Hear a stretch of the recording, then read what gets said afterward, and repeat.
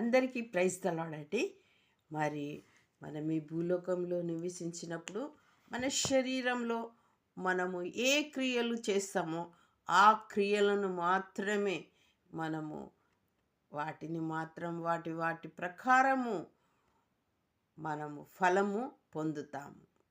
మనం ఈ శరీరంతో ఏ విధంగా ప్రవర్తిస్తామో ఈ భూలోకములో దాని ఫలము మనము వాని వాని క్రియల చొప్పున మరి వారికి జీతము ఇవ్వబడుతుంది, అంటే ఫలము ఇవ్వబడుతుంది.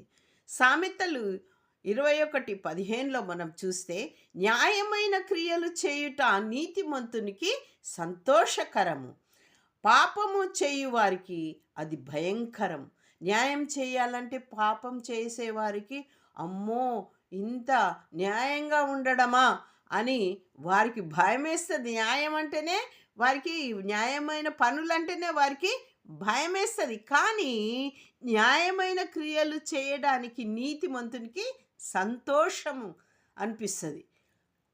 కానీ పాపం చేసేవారికి మాత్రం న్యాయం చేయాలంటే వారు చాలా భయపడతారు అన్నట్టు, వారికి భయంకరం అనిపిస్తుంది నీతి చేయాలంటే. కీర్తనలు 40వ కీర్తన 8వ వచనంలో, నా దేవా నీతి చిత్తము నెరవేర్చుట నాకు సంతోషము, నీ ధర్మశాస్త్రము నా ఆంతర్యములోనున్నది అంటున్నాడు.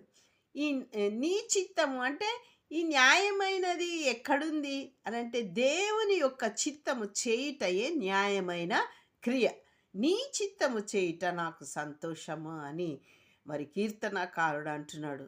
నీ ధర్మశాస్త్రము నా అంతర్యంలో ఉంది. ఆయన దేవుని యొక్క వాక్యము మన అంతర్యంలో ఉంటే మనం దేవుని చిత్తం చేసి న్యాయమైన క్రియలు చేస్తాము, మనము నీతిమంతులుగా నివసించగలుగుతాం.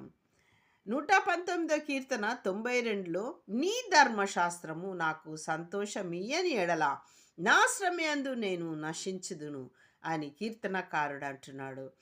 దేవుని యొక్క వాక్యము మన లోపల మరి ఉంటే మనము శ్రమలో కూడా మనము నశించిపోకుండా అది మనల్ని కాపాడుతుంది. కీర్తనకారుడు అన్నాడు కదా, నీ వాక్యము నన్ను బ్రతికించి ఉన్నది అని.